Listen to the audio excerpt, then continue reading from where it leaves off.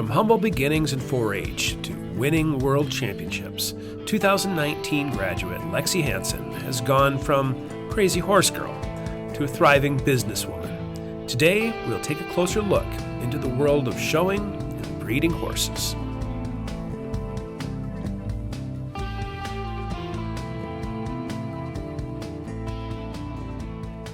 So I show all around horses on the quarter horse and the paint horse circuit. I actually started in 4-H when I was probably 6 or 7. And I did that until, I graduated high school and I learned a lot. My mom was into the horses when she was younger and she got me started on that. Little did they know that this would become such a big adventure. They all thought that I was going to lose interest, but so I started on the 4-H. I show like local saddle clubs. We're just one-day show. And then after I kind of grew out of that, I started showing the breed shows, which is the quarter horse, the paint, it'd be NSBA. Those are a couple different associations that I show with. So what I do is I show Western Pleasure, and that is judged on how the horse moves and basically how broke the horse is to the rider's aids. It needs to look like it's a pleasure to ride. It needs to be very controlled. It's a very controlled class, and it's on the rail. So, we're on the rail the entire time, and the announcer will call gate calls. So they'll say walk, trot, or lope, and we all do that at the same time. Yep.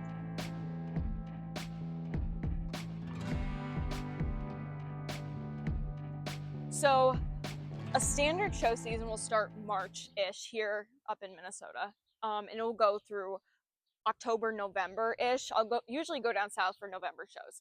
However, I try to go to one a month, which is usually a 5-6 day show, which is plenty.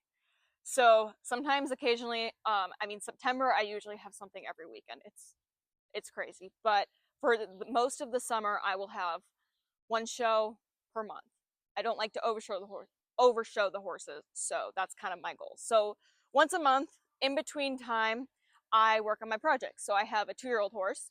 I have a couple yearlings that I'm working on. And then I usually take the winter off. However, now I own a breeding stallion. So the winter is to essentially get ready for breeding season. Breeding season starts in February and goes to July. So when I'm not horse showing over the winter, I am dealing with customers, clinics, all these different things to go into this breeding. So I don't really get a break ever. And when I am at home, it's a routine of 7 o'clock. I start getting out. I start cleaning stalls. Horses get out, they're fed, and then I start riding as soon as possible. So I ride, and then, it ends up being, I'll rinse my horses off. I'll wash them. Their care is priority. So it ends up being 4 or 5 o'clock before I feed again. And then I usually get to go inside for dinner, and that's kind of my relaxing time. So it's busy all day, every day.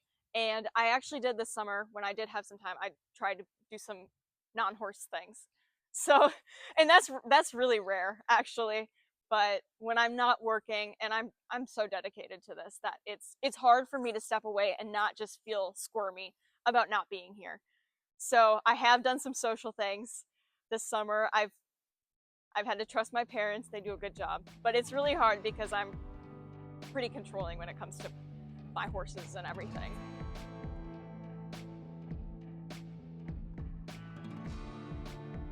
So ideally, we would love to make money. That doesn't really happen in the horses. We don't talk about that though. So sometimes there's cash prizes. There'll be jackpots that you pay into.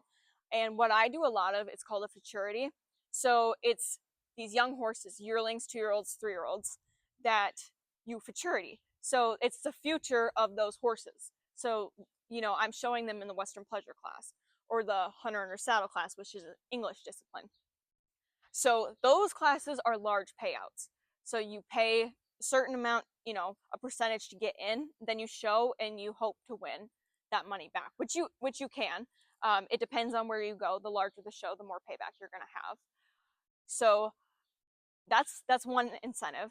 Another is you get points on your horse. So if for a quarter horse class, there's 3 horses in the class, the first place horse will get half a point. So those points end up adding up to, you get like championships, you get trophies, you get all these things from, the official American Quarter Horse Association that are, I mean, prizes. They're certificates that you hang on the wall. They're trophies. They're jackets. They're all these things that you can, number one, show off. Number two, feel good about. And number three, I mean, your horse has accomplished so many things. And that, I mean, every point increases value. It's just a never ending, it's always appreciates.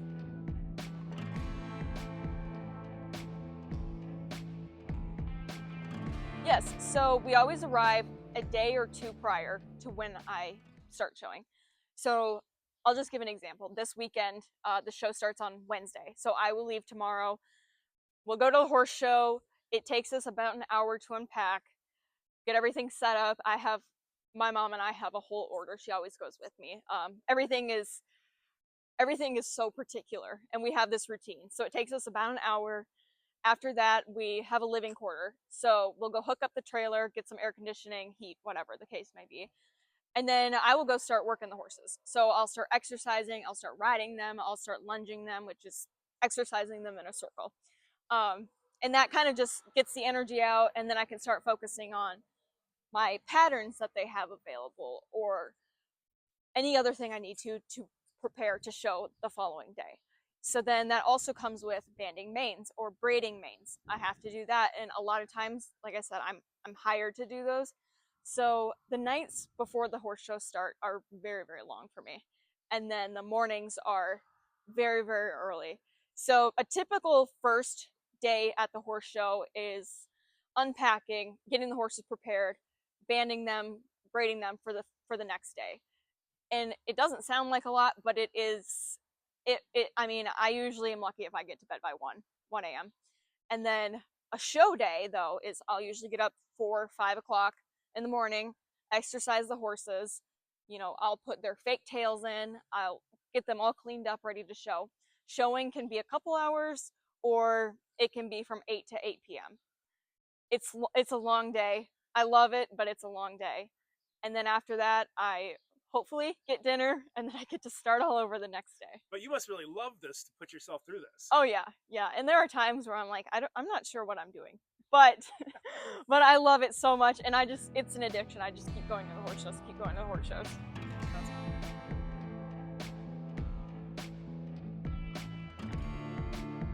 So as I talked about, like the Western pleasure class, it's judged on movement, brokenness, control, essentially. And the same is for the hunter under saddle class. So that class is an English class, and it's judged based on the potential the horse has to be over fences. So it's on the flat. Again, it's on the rail in the arena, judged on movement. Same kind of thing with the Western pleasure. They need to be broke. They need to be controlled.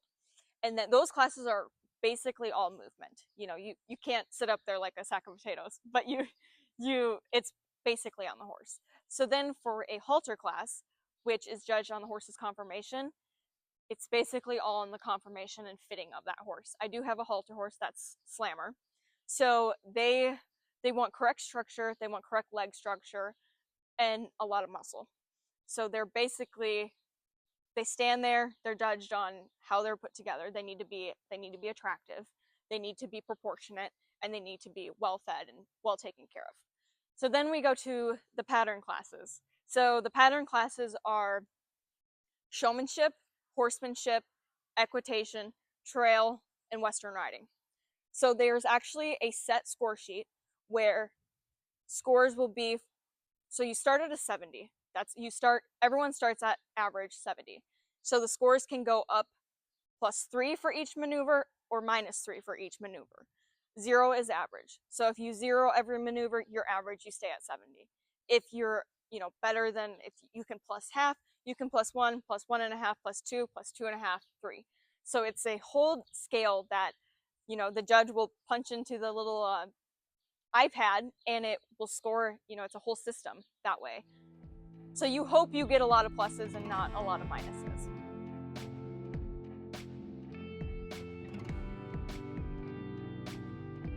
Okay, so each class has their own, I want to say, rule book attire outfit.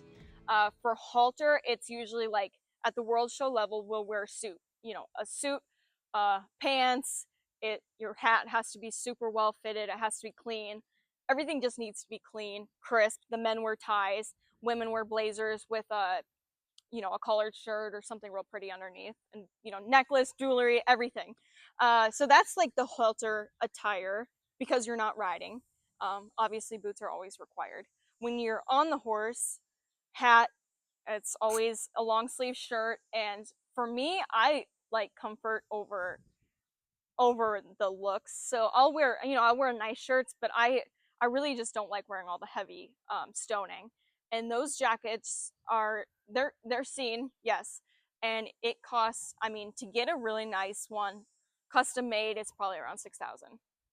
Yes, and that's for the jacket. The designers are absolutely incredible. Actually, one of the horse show designers designed one of Beyonce's outfits, and I mean, she's a beautiful designer. It's wonderful. I don't really see that just because the heavier you dress, the harder it is to maneuver in. So I like to wear like a satin shirt or a lycra shirt or a stretch taffeta, and it's a plain shirt. It looks nice. It's fitted, but it also gives me like breathing room. I don't like to be just locked in one position. So yes, those outfits can be.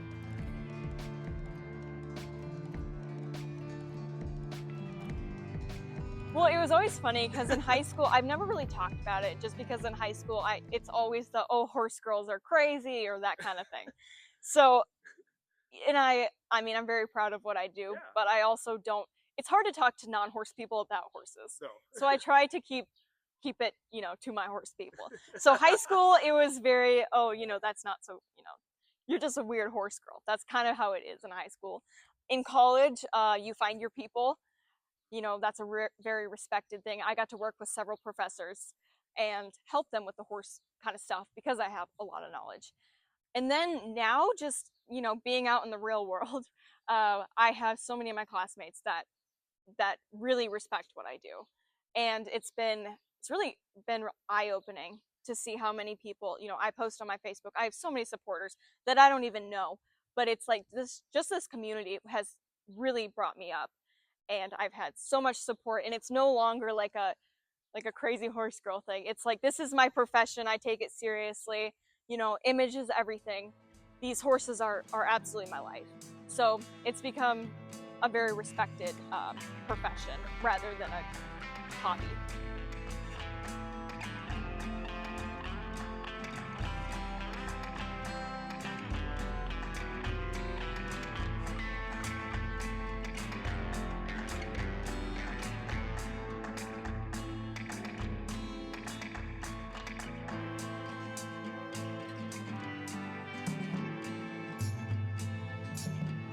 We'll be in South Dakota. But yes, this is Manny.